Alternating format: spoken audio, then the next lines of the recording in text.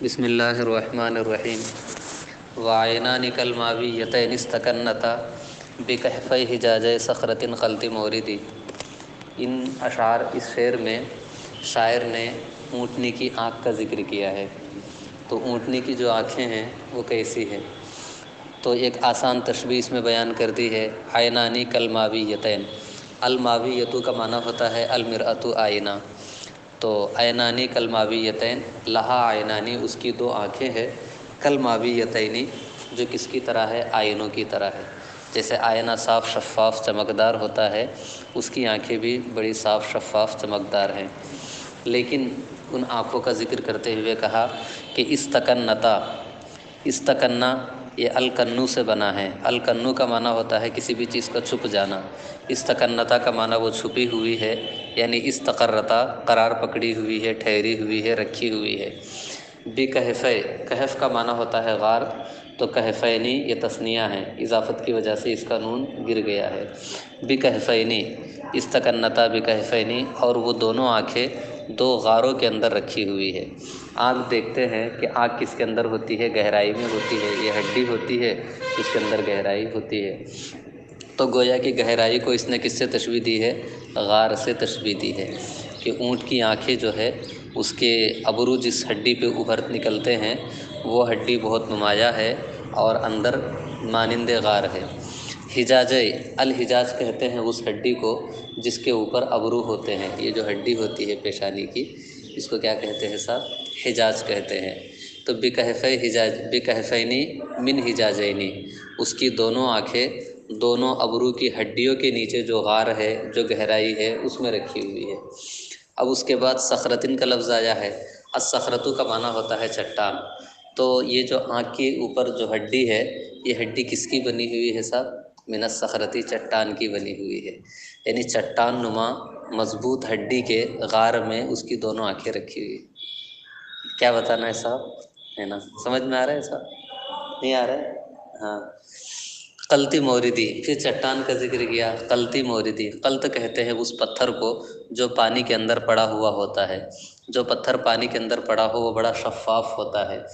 اور مورد کا معنی ہوتا ہے ما یردہ الناس، وہ جگہ کے جس میں لوگ آتے ہیں پینے کے لیے۔ تو لوگ پینے کے لیے جس جگہ پہ آتے ہیں اس جگہ کو کیا کہتے ہیں؟ پنگھٹ کہتے ہیں۔ اور یہاں پہ ظرف بول کر کے مظروف مراد ہے، یعنی ماں مراد ہے۔ قلتی موردی، پانی میں پڑی ہوئی چٹان، پانی میں پڑا ہوا ٹکڑا۔ سمجھ میں آ رہا ہے صاحب؟ پانی میں پڑا ہوا ایک پتھر ہے، پانی میں پڑی ہوئی ایک چٹان ہے، اسی چٹان سے ہڈی تراشی گئی ہے، اسی ہڈی کے نیچے اس کی آنکھ رکھی ہوئی ہے۔ تو یہاں پہ دو باتیں بتانا مقصود ہے، ایک تو یہ کہ آنکھ کی ہڈی بہت مضبوط ہے، چٹان کی طرح ہے۔ دوسرے یہ کہ جس چٹان کا ذکر کیا ہے وہ چٹان بھی ایسی ویسی نہیں ہے، بلکہ انتہائی صاف شفاف ہے۔ تو ترجمہ دوبارہ کر سکتے ہیں کہ اس کی دو آنکھیں آئینوں کے مانند ہیں، اور وہ دونوں آنکھیں چٹان نما ہڈی کے دو غاروں میں رکھی ہوئی ہے، اور وہ چٹان بھی ایسی جو پانی کے اندر پڑی ہوئی ہے۔ سمجھ میں آیا سب ترجمہ؟ تحوران اوار القضا فتراہما کمکحولۃ مزعورۃ ام فرقدی۔ طہر یطہرو، طرح یطرحو، دونوں کا معنی ہوتا ہے دفع عنہ الاذی، کسی بھی تکلیف کو دفع کر دینا، اس کو کہتے ہیں الطہرو، الطرحو، پھینک دینے کو کہتے ہیں۔ اوار کسے کہتے ہیں؟ آگ سے جو میل کچیل جو نکلتا ہے اس کو اوار کہتے ہیں، اور قضا کا بھی وہی معنی ہے۔ تو گویا کہ یہ اضافت بیانیہ ہے کہ طہورانی الاوار یا طہورانی القضا، تو یہ آگ سے میل کچیل کو دور کر دیتی ہے۔ یہ آگ ایسی ہے کہ اس کو الگ سے ہاتھ لگا کر کے یا کسی چیز سے آگ کی گندگی دور کرنے کی ضرورت نہیں پڑتی، بلکہ یہ دو آنکھیں جو ہے خود بخود اپنے پانی کی تراوٹ اور کثرت کی وجہ سے آنکھوں کی گندگی کو دور کر دیتی ہے۔ طہوران اوار القضا فتراہما، جس کی بنیاد پہ آپ ان دونوں آنکھوں کو دیکھو گے۔ کیسے؟ کمکحولۃ مزعورۃ ام فرقدی۔ کحلہ کا معنی ہوتا ہے سرما لگانا، تو اسی سے جو ہے مکحول بنا ہے۔ مکحول کسے کہتے ہیں؟ جس کو سرما لگایا گیا ہو۔ تو انسان سرما لگاتا ہے اور جانور تو نہیں لگاتا ہے، لیکن سرما لگانے کے بعد آنکھ کالی ہو جاتی ہے، آنکھوں کے پلکیں، تو مکحول بولا جاتا ہے کہ سیاہ آنکھیں، سیاہ آنکھیں مراد جو پلک ہے جس میں سرما لگایا جاتا ہے وہ اگر سیاہ ہو تو خوبصورت لگتی ہے۔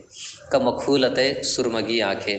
مزعورتن، المزعورہ یہ صفت ہے کس کی؟ البقرۃ الوحشیہ کی، نیل گائے۔ تو نیل گائے کی آنکھیں بڑی ہوتی ہے، اور جب اس کو ڈرا دیا جائے تو وہ ادھر ادھر گھور کے دیکھنے لگتی ہے، تو اس کی آنکھیں اور بڑی معلوم ہوتی ہے۔ ام فرقتی، فرقت کا معنی ہوتا ہے بچہ، ام فرقت کا معنی ہوتا ہے بچے والی۔ تو نیل گائے کو جب ڈرا دیا جائے اور ساتھ ہی ساتھ اس کے بچے بھی ہو، تو ایک طرف اسے خوف لاحق ہے، دوسرے طرف بچوں کی فکر لاحق ہے۔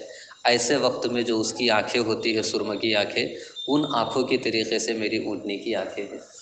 سمجھ میں آ رہا ہے صاحب؟ تحوران اوار القضا، آنکھوں کی گندگی کو خوب دور کرتی ہے۔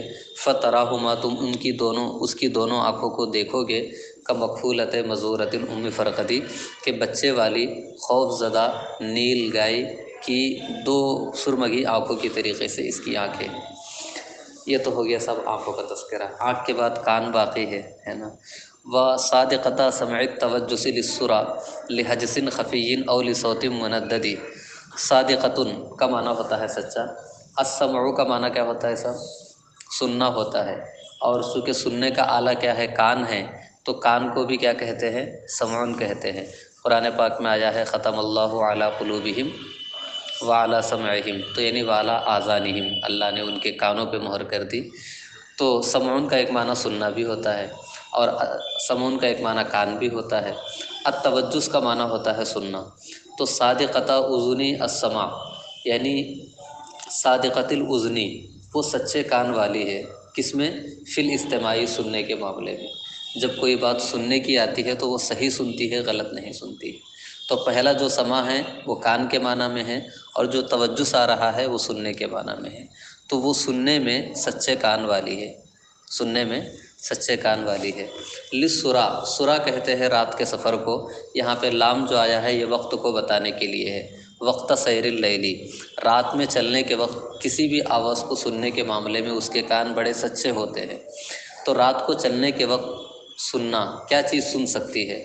تو اس سننے والی چیز کو بیان کیا، الحجس الخفی۔ حجسن کا معنی ہوتا ہے آواز، خفی کا معنی واضح ہے۔ صوت کا معنی آواز، مندد کا معنی ہوتا ہے مرفوع، بلند۔ پست آواز کو سننے میں، بلند آواز کو سننے میں۔ تو رات کے وقت پست آواز اور بلند آواز کو سننے کے معاملے میں اس کے کان بڑے سچے ہیں۔ تو یہاں پہ رات کے وقت میں پست آواز، بلند آواز، دو متضاد چیزوں کو جمع کیا ہے۔ اس طرح متضاد چیزیں جمع ہوتی ہے تو اس کو طباق ایجاب کہتے ہیں سب۔ معللتانی، اس کے بعد کانوں کے حوالے سے ایک اور شعر کہا، معللتانی تعرف الاتق فیہما کسامعۃ شاۃ بحومل مفردی۔ الللا یعللو کا معنی ہوتا ہے کسی بھی چیز کو تیز کر دینا، جیسے چھری تیز کرتے ہیں تو ایسے ہی الللا کا معنی تیز کر دینا۔ تو معلل کا معنی ہوتا ہے تیز کیا ہوا، تو اس کے کان ایسے کھڑے رہتے ہیں جیسے کہ کسی نے اس کو تیز کیا ہو پکڑ کر کے۔ معللتانی، بڑے تیز کان والی ہے۔ اور کسی چیز کی شرافت کو، نجابت کو اور اس کے اصالت کو پہچاننا ہوتا ہے تو لوگ کچھ مخصوص اعضاء کو دیکھتے ہیں، جن میں سے ایک کان بھی ہے، کہ کان دیکھتے ہیں کہ اس کے کان چھدے ہوئے ہیں نہیں ہے۔ تو کہا تعریف الاتق فیہما، الاتق کا معنی نجابت، شرافت، اور تعریف کا معنی پہچاننا ہے۔ اس کے کان بالکل تیز ہے، اور شرافت جو ہے، نجابت یعنی یہ کہ اس کی ایک نسل ہے، اس کا ایک خاندانی پس منظر ہے، تو اس کی نجابت کو آپ اس کے کانوں کے اندر دیکھ سکتے ہیں۔ کان دیکھ لیں گے تو خود سمجھ میں آ جائے گا کہ یہ اصیل اونٹنی ہے۔ کسامعۃ، اور اس کے کان کیسے ہے؟ السامعہ کا معنی ہوتا ہے کان، شات کا معنی بکری، حومل ایک جگہ کا نام ہے جہاں پہ کثرت کے ساتھ بکریاں پائی جاتی ہے، اور مفرد کا معنی ہوتا ہے علیحدہ کیا ہوا، ریوڑ سے جدا۔ تو مقام حومل میں ریوڑ سے جدا بکری کے دو کھڑے ہوئے کانوں کے طریقے سے اس کے کان ہیں۔ مقام حومل میں کوئی بکری بچھڑ گئی ہو تو جہاں بہت ساری بکریاں رہتی ہے وہاں کوئی بکری بچھڑ جائے، پھر اسے خوف ہو کہ کوئی شکار کرنے نہ آ رہا ہو، تو جیسے کان کھڑے کر کے آواز سنتی ہے، تو جیسے اس کے کان کھڑے رہتے ہیں ویسے اس کے بھی کھڑے ہوئے کان۔ یہ تو ہو گیا صاحب، اب مختلف اعضاء کا ذکر ہو گیا، لیکن کچھ اور باقی ہے، ناک کا ذکر باقی ہے، اور اس کے علاوہ ایک اور چیز ہے۔ وَأَرْوَعُ، الروع کا معنی ہوتا ہے گھبرا جانا، تو اسی سے وَأَرْوَعُ، یہ گھبرائی ہوئی اونٹنی ہے۔ جب اونٹنی گھبراتی ہے تو کیا ہوتا ہے صاحب؟ اس کی حرکت بھی تیز رہتی ہے، اور آنکھیں بڑی رہتی ہے، چوکنا رہتی ہے نا۔ تو ارواؤ، یہ خوف زدہ اونٹنی ہے، تو خوف کے باعث جو خوبیاں ہو سکتی ہے وہ ساری خوبیاں اس میں دیکھ سکتے ہیں۔ نباد، نبد ینبدو کا معنی ہوتا ہے حرکت کرنا، نبض حرکت کرتی ہے، دل حرکت کرتا ہے، تو نباد کا معنی ہوتا ہے بہت تیز حرکت کرتی ہے۔ احزو، احزو کا معنی ہوتا ہے دبلا پتلا ہونا، چھوٹے جسم والا ہونا۔ احزو کا معنی بڑی خفیف ہے، ہلکی پھلکی ہے، جب ہلکی پھلکی ہوگی تو بہت تیز دوڑ سکتی ہے۔ ململمن اور لملمہ، ململمن کا معنی کیا ہے صاحب؟ ململم میں کیا لکھا ہے صاحب؟ ہاں، المجتمع الخلق الشدید السلوک، تو یعنی یہ کہ اس کا جو گوشت ہے، اس کا جسم جو ہے بالکل فٹ ہے نا، پر گوشت ہے، یا پھر یوں کہہ لیجئے کہ وہ سخت جسم والی ہے، دبلی ہے لیکن سخت جسم والی ہے، ابو الحیات کے طریقے سے۔ کمردات صخر فی صفیہ مسمدی، المردات، مردات کا معنی ہوتا ہے کسی بھی چیز کو ہلاک کرنے اور تباہ کرنے کا آلہ۔ ردیہ یردا کا معنی تباہ ہونا، اردا یردی تباہ کرنا، تو اسی سے مردات بنا ہے توڑنے کا آلہ۔ صخر کا معنی ہوتا ہے چٹان، کمردات صخر وہ چٹان جو توڑ دیتی ہے کسی دوسری چیز کو۔ فی صفیہ مسمدی، صفیح کا معنی ہوتا ہے وہ چوڑا پتھر، اور مسمت کا معنی ہوتا ہے ترتیب سے رکھا ہوا۔ تو ترتیب سے رکھے ہوئے چوڑے چٹانوں کے اندر، ترتیب سے رکھے ہوئے مضبوط پتھروں کے درمیان ایک سنگ شکن چٹان کے طریقے سے وہ نظر آتی ہے۔ کوئی ایک پتھر ایسا ہو کہ جس سے دوسروں کو پھوڑا جا سکے، یا جس کے اوپر رکھ کے دوسروں کو توڑا جا سکے، تو جیسے وہ چٹان مضبوط ہوتی ہے ایسی یہ میری اونٹنی ہے۔ کمردات صخر، جیسے کہ سنگ شکن چٹان ہو، فی صفیہ مسمدی، جو کہ ترتیب سے رکھے ہوئے پتھروں کے درمیان محفوظ ہو۔ وَأَعْلَمُ، علم یعلم کا معنی ہوتا ہے جاننا، اور العلامہ کا لفظ آپ پڑھتے ہیں علامت لگانا، تو علامت کا لفظ بھی اسی سے بنا ہے۔ تو عالم کا معنی ہوتا ہے اس میں علامت لگی ہوئی ہے، تو علامت کبھی کان کاٹ کے لگاتے ہیں، کبھی ناک چھید کے لگاتے ہیں، تو یہ علامت ہے، یہ اونٹنی ایسی ہے جو علامت والی ہے۔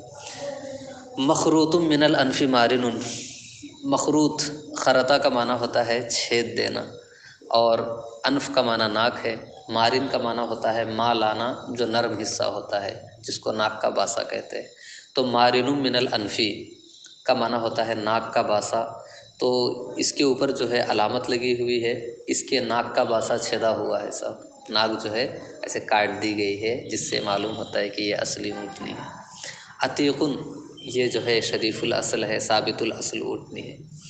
متا ترجم بہل اردا تزددی، رجم یرجمو کا معنی ہوتا ہے مارنا، تو جب یہ زمین چلتے چلتے ایسے، زمین کہتے ہیں جب یہ چلتے چلتے زمین پہ اپنے سر کو مارتی ہے، ناک کو مارتی ہے، تزددی فی سرعتها، اپنی رفتار بڑھا دیتی ہے، تو گویا کہ اونٹنی کی ایک چال ہوتی ہے، وہ چلتے چلتے زمین سونگتی ہے، اور اس کے بعد جو ہے اسے کچھ علامت سمجھ میں آتی کہ پانی آ رہا ہے یا یہاں خشکی زیادہ ہے، وہ سونگ کے سمجھ لیتی ہے۔ تو متا ترجم بہل اردا، جب وہ اپنے ناک کو زمین پہ مارتی ہے، رگڑتی ہے، تزداد فی سرعتها، وہ اپنی رفتار بڑھا دیتی ہے۔ تو یہ ایسی اونٹنی ہے صاحب اصغر، آپ کہاں سے تلاش کے لائیں گے، کہیں مل ہی نہیں سکتی ایسی اونٹنی۔ اچھا، جب ہم گاڑی چلاتے ہیں تو پہلے گیئر پہ گاڑی چلتی ہے، دوسرے گیئر پہ گاڑی چلتی ہے صاحب، ہے نا، الگ الگ گیئروں پہ الگ الگ رفتار میں چلتی ہے۔ یہاں کہا وَإِن شِئْتَ لَمْ تُرْقِلْ، اگر آپ چاہیں گے تو الارقالو کا معنی ہوتا ہے ایک مخصوص چال ہوتی ہے صاحب، ہے نا، جس میں دوڑنا بھی نہیں پایا جاتا ہے، چلنا بھی نہیں پایا، تو کچھ چلنے سے آگے دوڑنے سے کم، ہے نا، ایک مناسب چال ہوتی ہے جس کو ارقال کہتے ہیں۔ وَإِن شِئْتَ لَمْ تُرْقِلْ، اگر آپ چاہیں گے تو وہ ارقال کی چال نہیں چلے گی، وہ ایک مخصوص چال جو آپ چاہتے ہیں، اگر آپ چاہیں کہ نہ ہو نہیں چلے گی۔ وَإِن شِئْتَ أَرْقَلَتْ، اور اگر آپ چاہیں کہ وہ ارقال کی چال چلے تو اس چال میں چلے گی، جو گیئر لگا دیں گے اس گیئر پہ وہ چلے گی صاحب، ہے نا۔ اگر وہ چاہے تو، اگر آپ چاہیں تو نہیں دوڑے گی، اور اگر آپ چاہیں تو دوڑنے لگے گی۔ یہ سب ہوتا کیسے ہے؟ مخافت ملوی من القد محصدی، مخافتن یہ مفعول لہو ہے صاحب، لوا یلوی کا معنی ہوتا ہے لپیٹنا، ملویجن القدو کا، القدو کا معنی ہوتا ہے یہ جس سے مارتے کیا بولتے اس کو لگام کہتے ہیں، تو ملوی من القدی کا معنی ہوتا ہے یہ ایک مضبوط بنی ہوئی لگام جو ہوتی ہے، لگام تو کھینچنے کے ہوتے ہیں، جس سے مارتے اس کو کیا بولتے ہیں؟ لگام ہی بولتے ہیں، کیا بولتے ہیں؟ کوڑا، ہاں، مضبوط کوڑا، قمچی، محسد کا معنی ہوتا ہے محکم، یہ ایک مضبوط مستحکم کوڑے کے خوف سے ہے نا، اگر وہ چاہے تو دوڑنا چاہے تو دوڑ جائے گی، چاہے تو آہستہ ہو جائے گی۔ اور اس کے ساتھ ساتھ یہ اونٹنی ایسی ہے کہ اونٹوں کا معاملہ یہ ہوتا ہے کہ اس کا سر بڑا لمبا ہوتا ہے، گردن بڑی لمبی ہوتی ہے، تو کبھی کبھی اونٹنی اپنا سر جھکا کے چلتی ہے، کبھی سر اٹھا کے چلتی ہے نا، تو اگر زیادہ سر اٹھا لے تو راستہ آپ کو کہاں دکھے گا، اس لیے کہ بڑی لمبی گردن ہوتی ہے، اور اگر وہ سر نیچے کر دے گی تو اس کو چلنے میں پریشانی ہوگی، اس لیے کہ اس کی جو طبعی حالت ہے اس میں سر اٹھا رہتا ہے۔ تو میری اونٹنی ایسی ہے کہ سر جھکا کر بھی تیز چلتی ہے، سر اٹھا کر بھی تیز چلتی ہے۔ تو اس کو بتایا وَإِن شِئْتَ، اور اگر آپ چاہیں، ساما واسط القوری راسوہا، ساما کا معنی ہوتا ہے سمون، کا معنی ہوتا ہے بلند ہو جانا، اور ساما یہ باب مفاعلت سے کہ بلندی میں برابر ہو جانا۔ واسط کا معنی ہوتا ہے وسط، درمیانی حصہ۔ القورو کا معنی ہوتا ہے جو کجاوا لگا ہوا ہے۔ راس کا معنی سر ہے، تو اگر چاہیں گے تو کجاوے کے اگلے حصے کے مساوی اس کا سر ہو جائے گا، جو آپ نے کجاوا اس پہ لگا رکھا ہے اس کے اگلے حصے کے برابر وہ آپ چاہے کہ سر اٹھا لے، اتنا سر وہ اٹھا لیتی ہے، چاہے نیچے کر دے چاہے اوپر کر دے نا، تو آپ کو ڈسٹرب نہ ہو تاکہ اس کا سر کجاوے کے مساوی ہو جائے۔ اگر آپ ایسا چاہتے ہیں ویسا بھی وہ کرتی ہے۔ وَإِن شِئْتَ واسط ساما واسط القوری راسوہا وعامت بطبعہا، اور جب سر اپنا پورا نہیں اٹھائے گی تو چلنے میں اس کو دشواری ہوگی، اس لیے کہ سر جھکا کے چلنا دشوار ہوتا ہے نا کسی کے لیے، اس کی طبعی حالت کے خلاف ہے، لیکن اس کے باوجود وعامت بطبعہا، عام یعوم کا معنی ہوتا ہے تیرنا، الضبع کا معنی ہوتا ہے یہ بازو، وہ اپنے بازوؤں سے تیرتی ہے، یعنی ہے کہ اس کی جو برق رفتاری ہے اس کو تشبیہ دی ہے کس سے؟ تیرنے سے، اور اس کو ذکر کیا ہے کہ وہ اپنے بازوؤں سے چلتی نہیں ہے بلکہ تیرتی ہے۔ کیسے؟ نجا الخفیدتی، نجا ینجو، یہ لفظ کئی بار گزرا ہے، اس کا ایک عام معنی تو نجات پانا ہوتا ہے، لیکن ان ناجیات کا لفظ گزرا ہے تو باری اطاق الناجیاتن ہے نا، تو نجا کا معنی ہوتا ہے تیز رفتار ہونا۔ تو عام نجا الخفیدتی، خفیدت کسے کہتے ہیں؟ نر شتر مرغ کو کہتے ہیں، تو یہ شتر مرغ کے طریقے سے، شتر مرغ کے تیز رفتاری کے ساتھ، شتر مرغ کی برق رفتاری کے طریقے سے یہ اپنے بازوؤں سے تیرتی ہوئی چلی جاتی ہے۔ تو یہ جناب ہوئی اونٹنی کی صفات، اونٹنی کے اوصاف۔ ان سب کو پڑھنے کے بعد آپ سوچیں گے کہ کاش وہ اونٹنی ہوتی تو ہم بھی دیکھتے وہ تاج محل کیسا ہوگا۔ تو کہا الا مثلھا امضی اذا قال صاحبی الا لیتنی افدیک منھا وافتدی، الا مثلھا، تو 2 صفحہ پہلے آپ نے پڑھا تھا کہ وَإِنِّي لَأُمْضِي الْهَمَّ عِنْدَ اعْتِضَارِهِ بِأَوْجَاءَ مِرْخَالٍ تَرُوحُ وَتَغْتَدِي، پڑھا تھا نا کہ جب کبھی ضرورت پیش آتی ہے تو میں ایک برق رفتار اونٹنی پہ سوار ہو جاتا ہوں۔ امون کا الواحل ایرانی نصابها علی لاہب کأنہ ظہر برجدی، یہ پورا پڑھا تھا نا، وہاں سے اونٹنی کے اوصاف شروع ہوئے تھے۔ تو الا مثلھا، ان تمام اوصاف کو بیان کر کے کہا الا مثلھا امضی، ایسی ہی اونٹنی کے اوپر میں چلتا ہوں۔ کب؟ اذا قال صاحبی، جب کہ میرا دوست پریشانی میں پڑا ہوا ہو اور کہے، کیا کہے کہ الا لیتنی افدیک منھا، اے الا لیتنی، اے کاش کے، افدیک منھا، فدا یفدی کا معنی ہوتا ہے جان بچا لینا، الا لیتنی افدیک منھا، اے کاش کہ میں تم کو مصیبت سے نکال دیتا، وافتدی، اور میں خود بھی مصیبت سے نجات پا جاتا۔ میرے 2 دوست مصیبت میں پھنسے ہوئے ہوں، ایک تو مصیبت میں گر چکا ہے، دوسرا جو ہے باہر کھڑا ہے اور وہ اس کو نجات دلانا چاہتا ہے لیکن اس کے پاس کوئی سبیل نہیں ہے، وہ کہہ رہا ہے الا لیتنی افدیک منھا، کاش کہ میں آپ کو مصیبت سے نکال دیتا، جب آپ کو نکالوں تو میں بھی نکل جاؤں۔ جب وہ لوگ پریشانی میں رہتے ہیں تو ان کی مدد کون کرے گا؟ الا مثلھا امضی، میں مدد کرنے کے لیے جاتا ہوں۔ اور اس وقت میرے بھائی کا حال کیا ہوتا ہے؟ وجاشت الیہ النفس خوفا وخالہ مصابا ولو امسا علی غیر مرصدی، جاشا یجیشو کا معنی ہوتا ہے جوش میں آنا، حرکت میں آنا، خوف کا معنی واضح ہے۔ جاشت الیہ النفس خوفا، اور خوف کی وجہ سے اس کا نفس جو ہے حرکت میں آ چکا ہوتا ہے، اس کی جان جو ہے گھبرا رہی ہوتی ہے کہ اب کیا ہو جائے گا، اب تو نہیں تو دم میں غریبوں کا فیصلہ ہوگا، یہ صورتحال ہوتی ہے۔ وخالہ مصابا، خالہ خیلہ یخیلو، یہ باب سمیہ سے آیا ہے، اس کا معنی ہوتا ہے خیال کرنا۔ وخال نفسہ مصابا، اصاب یصیب معنی پہنچنا، مصاب جس کو مصیبت پہنچ جائے۔ وخالہ مصابن، اور وہ خود کو یہ تصور کرتا ہے کہ میں مصیبت میں گھر چکا ہوں، اس کا دل دھڑک رہا ہوتا ہے، وہ خود کو مصیبت زدہ تصور کر رہا ہوتا ہے۔ ولو امسا علی غیر مرصدی، اگرچہ وہ مصیبت کے راستے پر نہ ہو۔ مرصد کا معنی ہوتا ہے وہ گھات کہ جہاں پہ دشمن بیٹھ کر کے حملہ کرنا چاہتا ہے۔ تو کبھی اتنا خوف سوار ہو جاتا ہے کہ انسان پرامن ہوتے ہوئے خود کو خوف زدہ تصور کرتا ہے نا۔ تو کہا ولو امسا علی غیر مرصدی، اگرچہ وہ کسی خوف کے مقام پر نہ ہو تب بھی وہ خود کو خوف زدہ تصور کرتا ہے، دل دھڑک رہا ہوتا ہے، کہتا ہے کہ میں تم کو بھی نجات دلا دوں، خود بھی نجات پا جاؤں۔ ایسے وقت میں اپنی اس اونٹنی پہ سوار ہو کے جاتا ہوں۔ اور اونٹنی کا ذکر تو ختم ہو چکا ہے، لیکن پھر پلٹ کے ایک مرتبہ اور ایک شعر اونٹنی کی شان میں کہا ہے سب۔ اس سے پہلے اپنا ذکر کیا اذا القوم قالو، جب قوم کہتی ہے من فتح، ہے کوئی نوجوان، تو اب آپ میں کوئی نوجوان ہوگا تو وہ کہے گا کہ بھائی میں ہوں، حاضر ہوں نا۔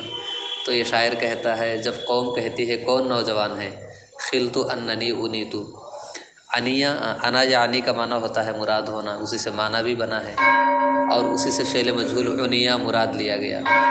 تو جب قوم کہتی ہے کہ کوئی نوجوان ہے، خلت تو میں تصور کرتا ہوں کہ اننی انیت، مجھی کو مراد لیا گیا ہے، میں ہی مقصود ہوں، باقی سب ہجڑے ہیں، کوئی کسی کام کے نہیں ہے، میں خود کو نوجوان تصور کرتا ہوں۔ فلم اکسل، کسیلا یکسلو کا معنی ہوتا ہے سستی کرنا، تو فلم اکسل تو میں تصور کرتا ہوں کہ میں ہی نوجوان ہوں، تو فلم اکسل تو پھر نہ میں کوئی سستی کرتا ہوں۔ ولم اتبلدی، تبلدہ یا تبلدو کا معنی ہوتا ہے ویسے بیوقوفی کے معنی میں بھی آتا ہے، بلادت کا بولتے ہیں، لیکن یہاں پہ مراد کیا ہے صاحب، تأملا، اور میں کوئی تأمل نہیں کرتا ہوں۔ فلم اتبلدی، اور میں کوئی تأمل نہیں کرتا ہوں، بس نہ سستی کرتا ہوں نہ سوچتا ہوں، سیدھے کیا کرتا ہوں، اونٹنی تو رہتی ہی اپنی اونٹنی ماشاءاللہ، اس سے بیٹھ جاتا ہوں اور پہنچ جاتا ہوں۔ تو یہ ہے صاحب اونٹنی کے کچھ اوصاف جس سے آپ لوگ نکل چکے ہیں۔ ایک شعر اور ہے اونٹنی کے حوالے سے، 2 شعر انشاءاللہ اسے اگلے درس میں پڑھتے ہیں۔